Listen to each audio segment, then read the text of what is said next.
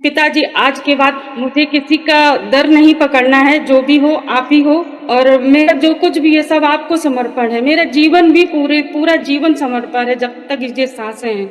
मतलब जॉब मेरी 2022 में लगी थी और अभी प्रेज़ेंट टाइम तक भैया मुझे नहीं पता मेरी सैलरी कहाँ से आती है, मुझे कौन फ़ॉलो अप कर रहा है, मैं किसको रिपोर्ट कर रही हूँ। मैंने आज तक उनको ना देखा है, ना ही मेरी उनसे कोई बात हुई है। मुझे नहीं पता भैया। ओहो! क्या आज और मैंने बस यही कहा था, प्रभु आपके लिए लाखों, हज़ारों, करोड़ों लोग हैं, पर मेरे लिए सिर्फ़ और सिर्फ़ आप हो, मेरे लिए कोई दूसरा नहीं।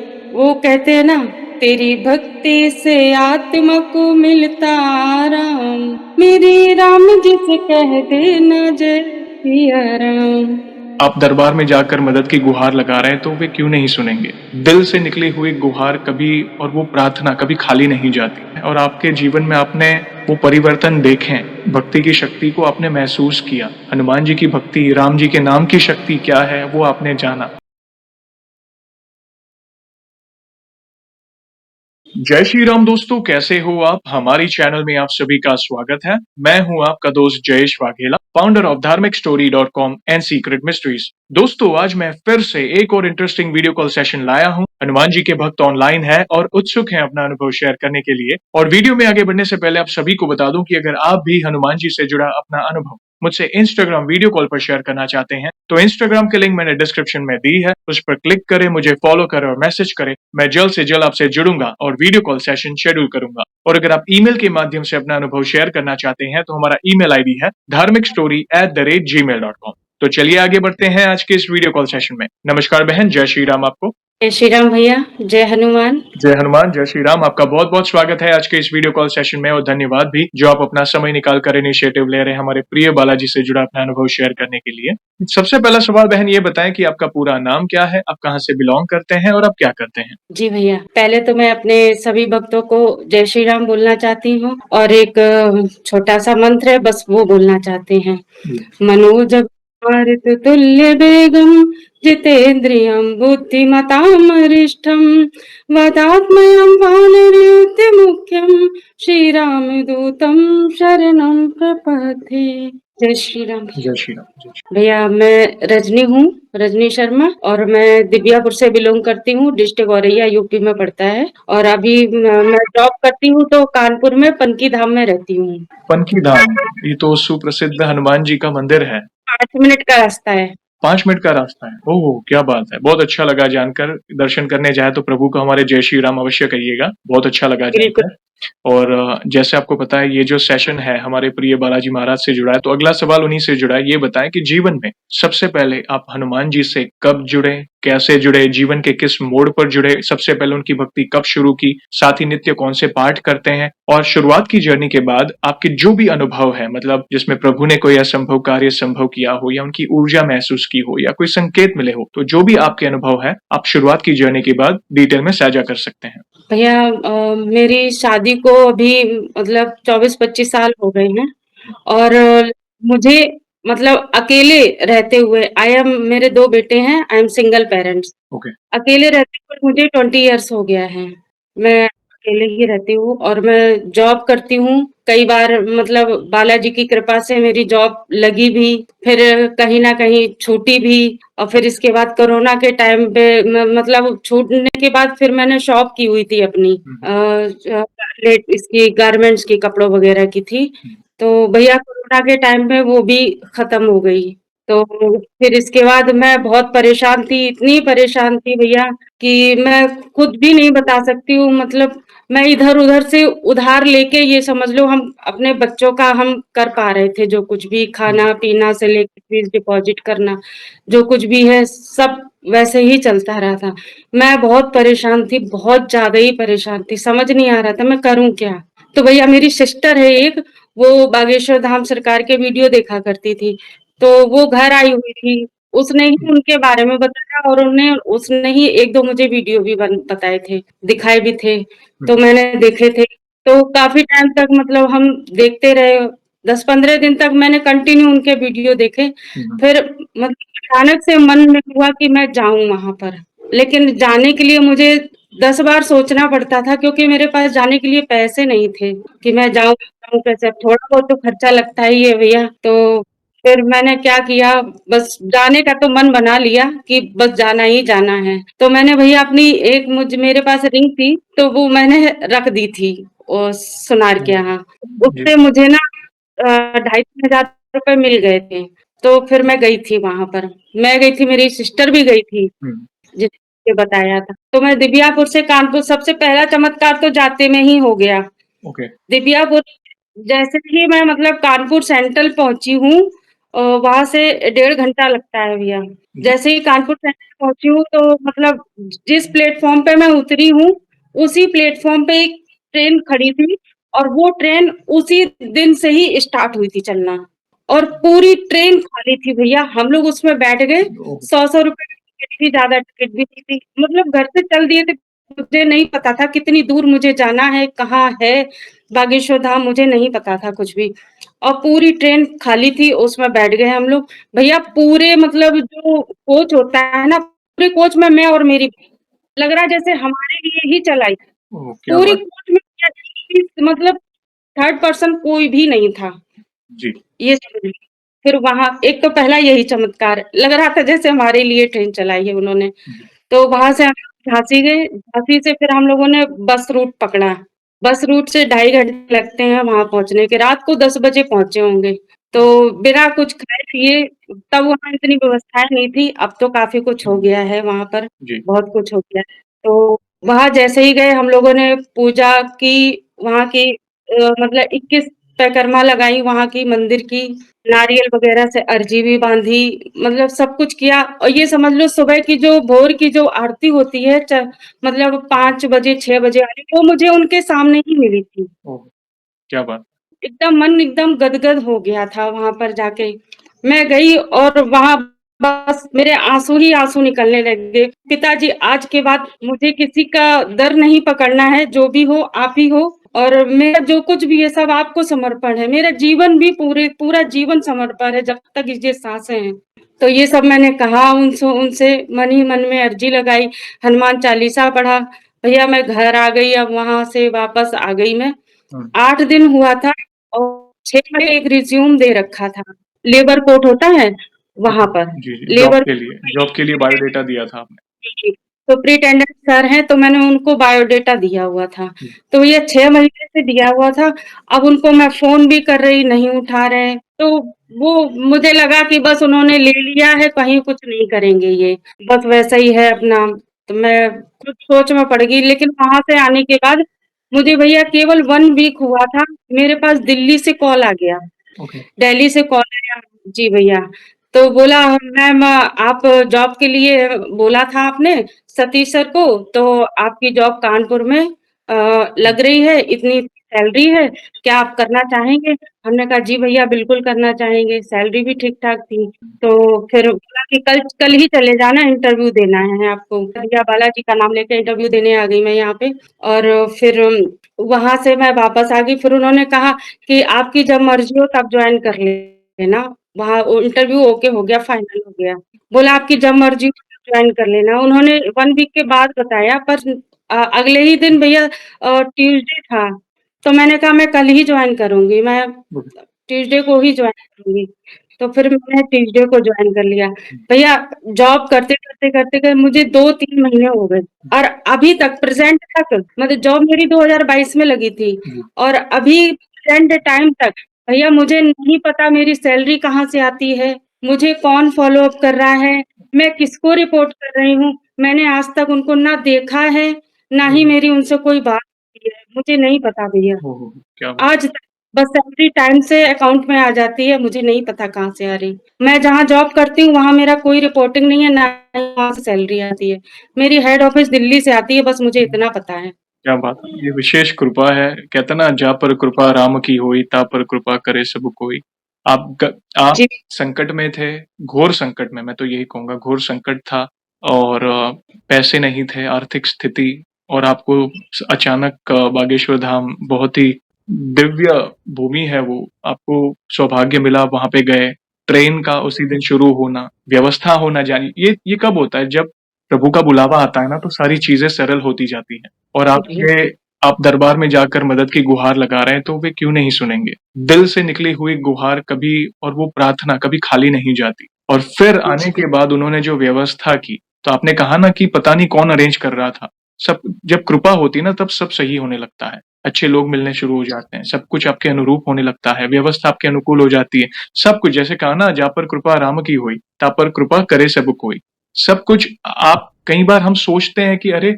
मैंने तो इत्तू सा माँगा था, मगर प्रभु ने तो भंडार भर दिए। देखिए ये उनकी लीला है। जब वे उनकी कृपा बरसती है ना तो कई बार हमारे पास शब्द नहीं होते उनकी किस तरह उनकी महिमा का बखान करें। प्लीज़ कंटिन्यू करें, हम सुनना चाहेंगे आपको। जी भैया, उनका बखान कभी नहीं कर सकते भैया, बस मैं क्या ही बताऊँ। और फिर मैं यहाँ उन्होंने ऐसी व्यवस्था करी, पहले मैं अपने दिबियापुर से कानपुर तक यहाँ जॉब के लिए भैया मैंने 7 महीने तक मैंने अप डाउन किया है ट्रेन से। जी। सुबह आना और शाम को वापस घर जाना, क्योंकि वहाँ बच्चे भी थे। फिर ऐसा अरेंज किया भैया कि मतलब मैंने पूरे जीवन में कभी सपने में भी नहीं सोचा था कि मैं उनके इतने नज़दीक आके मैं यहाँ अपना आशियाना बना के मैं यहाँ रहूँगी। भैया मुझे नहीं प कभी सपने में भी नहीं सोचा था। और 5 मिनट लगता है पनकी बाबा के मंदिर जाने के लिए, वहाँ जाते हैं। फिर जॉब करते-करते हम लोग सब लोग यहाँ सेटल हो गए, बच्चे भी रहने लगे, सब कुछ अच्छा हो गया। फिर अचानक से भैया हमारी तबीयत खराब हो गई एक बार। वो तबीयत यूट्रस से रिलेटेड थी ओके। हमारी, हुँ, तो बहुत ज़्यादा ही खराब हो गई। तो फिर मैं बहुत रोई भगवान जी के सामने। मेरे यहाँ सामने बगल में एक पार्क है, पार्क में पूरी 5 फीट की राम जी की मूर्ति है। मैं हुँ, उनके सामने जाके रोई। हमने कि मैं मतलब खिसिया गई एकदम से, अंदर से चिड़चिड़ापन आ गया कि मैं पूजा नहीं कर पा रही हूँ, बस एक यही रीज़न था। जी। तो मैं खूब रो सेकंड डे भैया जो कुछ भी हुआ हो फिर मैं हॉस्पिटल गई, वहाँ डॉक्टर को दिखाया, बोला ये दवा से कुछ नहीं हो सकता, आपको ऑपरेट कराना पड़ेगा, सर्जरी होगी। तो भैया अब इतना फाइनेंशियल कंडीशन इतनी मजबूत नहीं हुँ, थी हमारी कि हम ये सब करा पाते। तो फिर जैसे-तैसे डिसीज़न तो हो गया, मैंने हाँ तो बोल दिया, हाँ ठीक है कराएँगे। ठीक है, आप 2-3 दिन बाद आना और अपनी सारी रिपोर्ट्स वग़ैरह सब कुछ करा लीजिएगा और एडमिट हो जाइएगा। तब भी मैंने बोला मैं मंगलवार को ही एडमिट होऊँगी। उन्होंने कहा मैं कहा मैं मंगलवार को ही एडमिट होऊँगी। तो भैया मैंने रिपोर्ट्स वग़ैरह करा ली सब कुछ। अब लेकिन डॉक्टर ने उसमें कुछ बोल दिया था कि सारी रिपोर्ट्स अगर ठीक-ठाक आएँगी तो ही ऑपरेशन होगा और ख़ास तौर पे ब्लड ब्लड रिपोर्ट अगर ठीक आती है तो ही ऑपरेशन होगा, नहीं जी। तो नहीं होगा।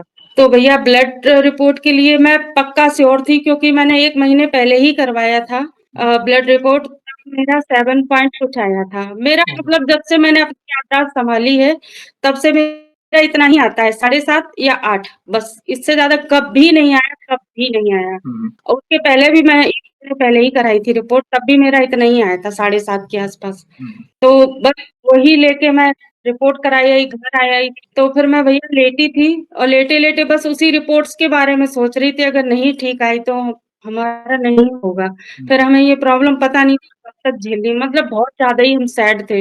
लेटे भैया ऐसे हाथ की वो हम लेटे थे, मेरी हथेली पे आके कुछ गिरा, मुझे लगा पता नहीं क्या गिरा है, क्योंकि रेंट पे रहते हैं, अभी कुछ मेरे रूम में ऐसा कुछ है भी नहीं जी, कि कुछ हो ऐसा। वो लेवल था कोई, मैंने सोचा कोई कीड़ा होगा तो मैंने ऐसे हाथ कर दिया, जी, तो वो थोड़ा से दूर जाके गिरा। मैं वहीं लेटी थी जहाँ भगवान जी हमारे हुँ, रहते हैं। तो मतलब मैंने फिर उठा के देखा, हमने कहा ये तो कुछ और है, तो मैंने उठा के देखा भैया, हुँ, मैं जिस चीज़ के बारे में सोच रही थी कि मेरी टेस्ट रिपोर्ट कैसे आएँगे, नहीं आएँगे सही, राइट। तो वो लिख के आया ओके टेस्टेड लिखा हुआ इतना बड़ा लेबल था।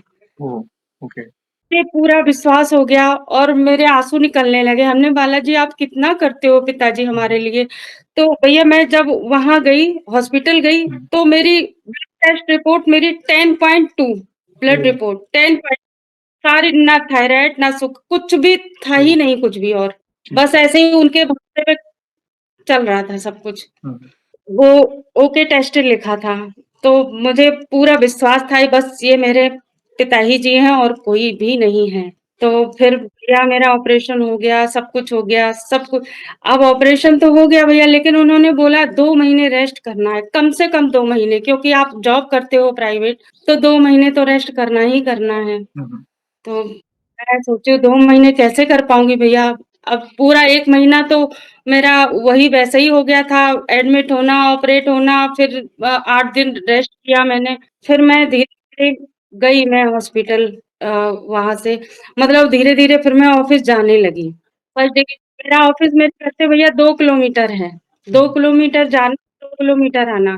क्योंकि ऑपरेशन का वो था तो हम ना तो हम ऑटो कर सकते थे, ना किसी चीज़ से हम जा सकते थे और मेरे पास वैसा कुछ वाहन है नहीं कि हम अपना कन्वेंस से जाएँ। तो उसमें क्योंकि ज़्यादा दिक्कत होती है, तो भैया हम बेल्ट लगा लेते थे, बेल्ट और धीरे-धीरे 2 किलोमीटर जाना फिर ओह! रेलवे जो स्टेशन है ना उसकी 45 सीढ़ियाँ भी मैंने गिन ली थी ओह! कितनी सीढ़ियाँ हैं। तो वो मैं उतना चढ़ती थी, फिर मैं उतना उतरती थी और 1 किलोमीटर फिर उसके आगे मैं जाती थी। ये समझ लीजिए भैया। तो मतलब इतना ही ऐसे ही आना-जाना डेली का रहा और बस मैं वही कहती थी, "हे बालाजी, हे सन्यासी बाबा मेरी मदद करना, मैं मजबूर हूँ कि मैं रेस्ट नहीं कर सकती हूँ, मेरी मदद करो बस।" भैया अब मुझे कोई भी दिक्कत नहीं हुई आज तक जब से मैं हॉस्पिटल से छुट्टी करा के आई हूँ, आज तक मुझे हॉस्पिटल नहीं जाना पड़ा। ये प्रभु के द्वारा दिया गया बल है। आप हनुमान उनके नाम का हर समय स्मरण कर रहे थे। प्रभु को तो सब भैया पता है ना कि मेरा भक्त किस कंडीशन में है। रिपोर्ट का वापस नॉर्मल आना, जो चैलेंज था डॉक्टर के सामने, जो ब्लड की जो कमी बता रही थी आप जैसे आपने बताया जब से मैं स मुझे वो समझ आई पहले से वो उतना ही आता है और सडनली सब कुछ नॉर्मल हुआ, बाकी कोई बीमारी नहीं लगी और ऑपरेशन भी सक्सेसफुल हो गया। ऑफिस जाने का चैलेंज, आज इतना चलने के बाद, इतने सीढ़ियाँ चढ़ने के बाद, नित्य वो ही रूटीन, ये बल किसने दिया? ये प्रभु ही कर सकते हैं। ये अंदर से जो बल, उनके नाम का जो स्मरण है ना, ये भक्ति की शक्ति है बहन और ये कई महिला भक्तों को इंस्पायर करेगा जो इस सिचुएशन से जूझ रही हैं, जो मन से कमज़ोर पड़ती है ना, वे भी आपको देखकर प्रभु का स्मरण करेंगी। ये वे हनुमान जी की शरण में जाएँगी, राम नाम का स्मरण करेंगी। थैंक यू और ये एक आगे बढ़ने से पहले एक छोटा-सा सवाल पूछूँगा जैसे ये जो फ़ेज़ रहा आपके जीवन में, जैसे बागेश्वर धाम पहली बार जाना, उसके बाद आपके जीवन में जो चेंजेस आए, समझो कि आज तक, आपकी दिनचर्या क्या रही है? मतलब आप कौन-से पाठ करते हैं? आप क्योंकि आप गृहस्थ हैं, अपनी ज़िम्मेदारियाँ भी निभा रहे हैं, घर भी सँभाल रहे हैं, बच्चों को सँभाल रहे हैं, साथ ही भक्ति के मार्ग पर भी आगे बढ़ रहे हैं। तो आपकी भक्ति डेली मतलब किस तरह की, कौन से पाठ ताकि आपको देखकर बाकी महिला भक्त या पुरुष भक्त इंस्पायर हो सकें? प्लीज़ बताएँ। भैया मैं सुबह जल्दी उठती हूँ क्योंकि मुझे बस एक ही रहता है कि मुझे सुबह जल्दी उठना है क्योंकि मुझे भगवान जी की पूजा करनी है और फिर मुझे खाना भी बनाना है, बच्चों को ब्रेकफ़ास्ट भी कराना है, फिर मुझे खुद भी ऑफ़िस जाना पड़ता है। तो भैया मैं सुबह जल्दी उठती हूँ, उनको नहला-धुला के, उनका दीपक आरती करके, उनकी एक माला करती हूँ। सुबह तो मैं इतना ही कर पाती हूँ, एक जी। माला करती हूँ और हनुमान चालीसा तो मुझे नहीं लगता है कि कभी छूटती होगी। जी भैया, हुँ, कभी बस मैं ये कहती हूँ, पिताजी अब आप इतनी ही पूजा मेरी स्वीकार करो और उनको भोजन वग़ैरह करा देती हूँ, बाकी मैं शाम को करूँगी आके, रात तो अपनी हुँ। होती है ना, जी, रात जी। थोड़ी दूसरी की। तो बस मैं भैया ऐसे ही फिर शाम को मैं आती हूँ, फिर शाम को मैं राम जी की माला करती हूँ एक और फिर ओम हम हनुमते नमः वो करती हूँ। शाम को 2-3 माला कर देती हूँ और हनुमान चालीसा का पाठ मैं फिर करती हूँ और सुन टाइम होता है तो मैं सुंदरकांड भी पढ़ लेती ओह! हूँ। क्या बात है। जी भैया। आप भाव से जुड़े हैं प्रभु से, वही यही जानना था मुझे कि इतना बिज़ी शेड्यूल होने के बावजूद आप कितना समय निकाल पा रहे हैं और इतना इनफैक्ट काफ़ी समय निकाल रहे हैं। सुबह भी निकाल रहे हैं, इनफैक्ट शाम को भी ज़्यादा निकाल पा रहे हो। कहीं न कहीं आप प्रभु से जुड़े हैं, उनके नाम का स्मरण चल रहा है और आई एम श्योर आप काम पर भी प्रभु के नाम का स्मरण तो जारी ही होगा आपका, क्योंकि जिस तरह आपके भाव दिख रहे हैं, आपकी वाणी दिख रही है।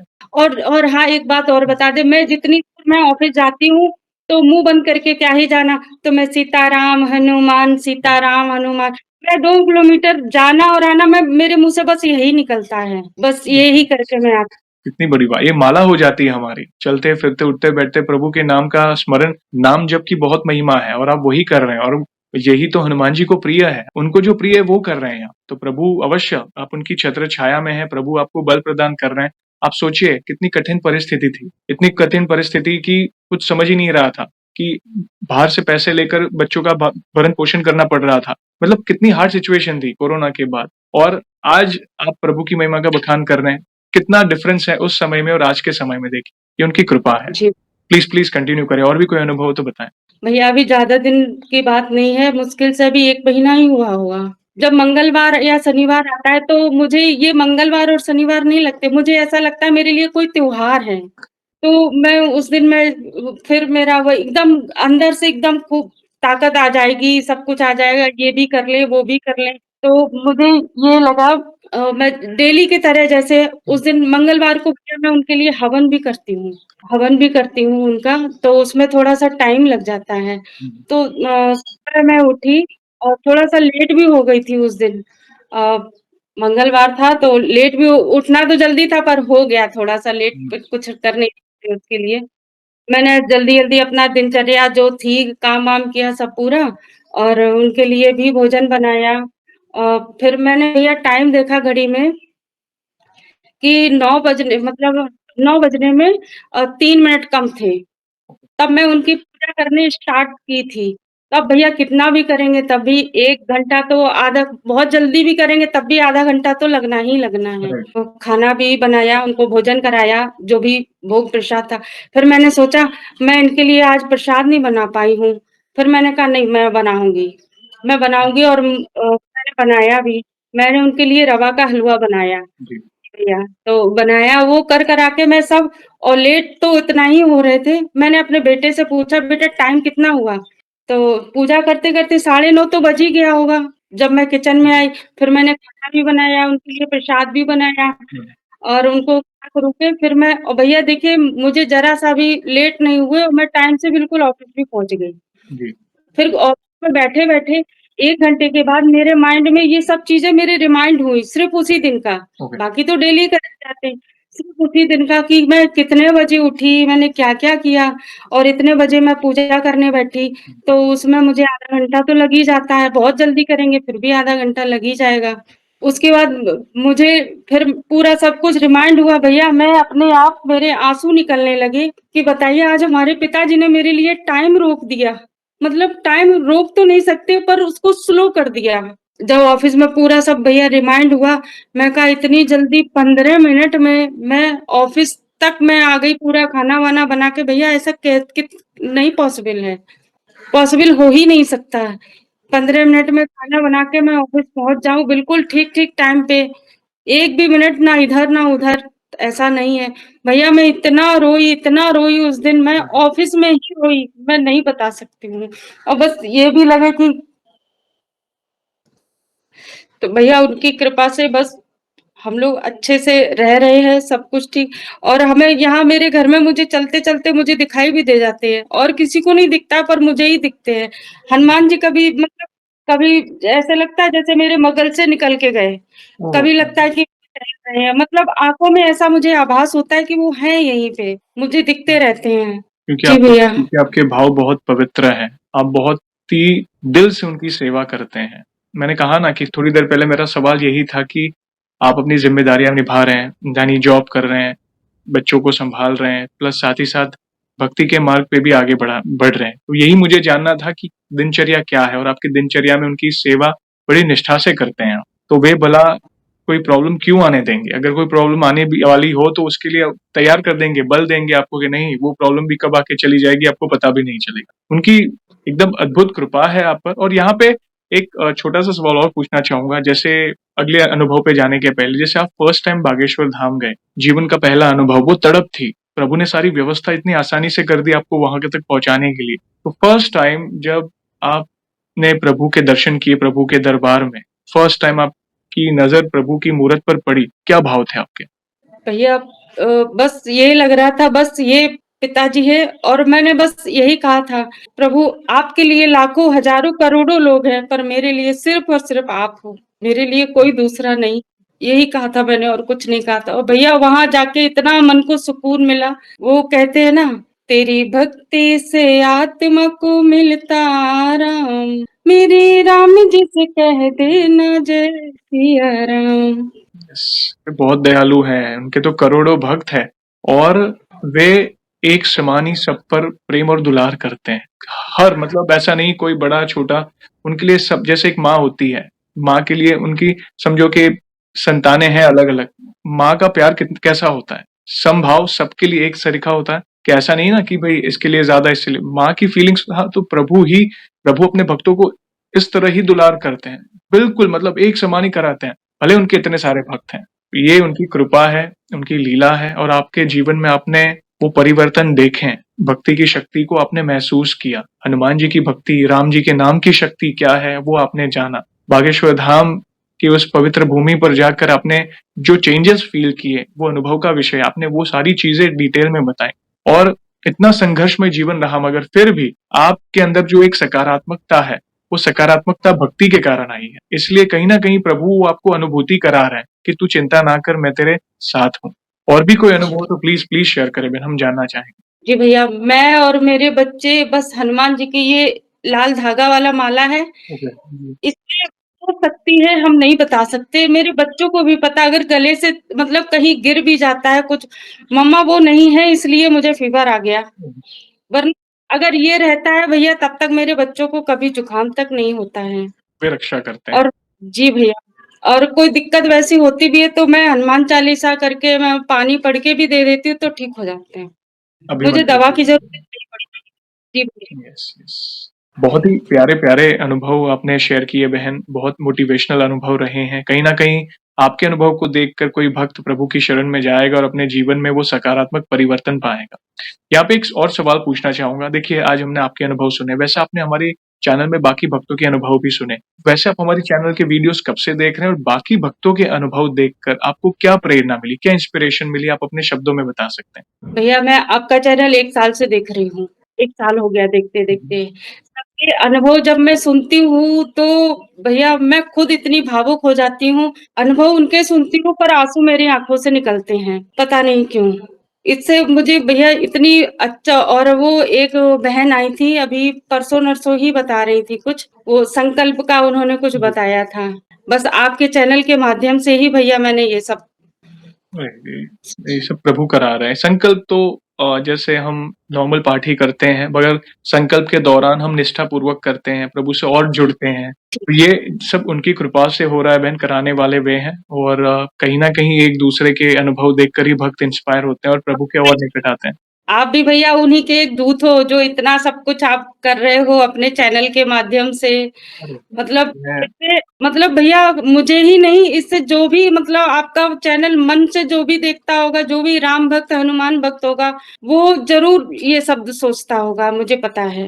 तो सामान्य दास का दास हूँ बहन, कराने वाले वे हैं जैसे मैंने कहा। ये सब आप भक्तों का प्यार है, चमत्कार, अनुभूतियाँ ये तो सदियों से होती आ रही है। मगर आप सभी ने इनिशिएटिव लिया, आपको अंदर वो विचार आया कि नहीं, मुझे ये करना चाहिए क्योंकि मेरे अनुभव से शायद किसी के लाइफ में परिवर्तन आए। जैसे आपको संकल्प के बारे में पता चला या किसी को अपने प्रॉब्लम का सॉल्यूशन आपके अनुभव से मिलेगा कि नहीं, इन बहन का ऑपरेशन हुआ था, तब वे निराश नहीं हुए थे, उनको हिम्मत मिली, प्रभु के नाम का स्मरण किया। फिर इस तरह बागेश्वर धाम गए। तो कहीं न कहीं एक दूसरे के अनुभव देखकर हमें इंस्पिरेशन मिलती है, एक होप मिलती है कि नहीं मेरे प्रभु मेरे साथ हैं, तो मुझ पर कोई आँच नहीं आएगी। अच्छी सीख मिलती है, लाइफ लेसन मिलते हैं। तो ये सब भक्तों के कारण है और प्रभु तो साथ है ही, उनका आशीर्वाद तो है ही। थैंक यू वेरी मच और जाने से पहले बहन जैसे एक आखिरी सवाल पूछना चाहूँगा। वैसे तो हमारे पास इतना सामर्थ्य नहीं है, मगर फिर भी 1 लाइन में हमारे प्रिय बालाजी महाराज का बखान करना चाहें तो किस तरह करना चाहेंगी आप? जी भैया बिल्कुल। सीताराम चरण रति मोरे अनुदिन बढ़ाऊँ अनुग्रह तोरे जेहि विधि नाथा होई हित मोरा जेहि विधि नाथा होई हित मोरा करहु सुबेगी दास मैं तोरा करहु सुबेगी दास मैं तोरा। जय श्री राम। यस, मन गदगद कर दिया आपने। 4 चाँद लगा दिए इन पंक्तियों ने प्रभु की महिमा का गुणगान करने में। Thank you very much. बहुत ही प्यारे शब्दों में आपने प्रभु की महिमा का गुणगान किया बहन और इन फ्यूचर भी ऐसी कोई भी अनुभूति हो तो हमसे अवश्य जुड़िएगा। हम वीडियो के माध्यम से आपके अनुभवों को भक्तों तक पहुँचाएँगे और सेशन को हम ऐसे ही एंड नहीं करेंगे। प्रभु श्री राम के नाम का जयकारा और हनुमान जी के नाम का जयकारा अवश्य लगाएँगे, फिर सेशन को एंड करेंगे। तो जो भी भक्त जहाँ कहीं से इस सेशन को देख रहा है, भारत में है, भारत के बाहर है, चल फिर रहा है, ऑफिस में, किचन में, प्लीज जयकारे में जुड़िए, फिर सेशन को एंड करेंगे। तो बोलिए सियावर रामचंद्र की जय जय, पवन सुत हनुमान की जय। जय। वंस अगेन बहन थैंक यू वेरी मच अपने प्यारे-प्यारे अनुभव शेयर करने के लिए। जय श्री राम, जय हनुमान। आपको भी थैंक यू भैया। Thank you very much. जय श्री राम, जय श्री राम। जय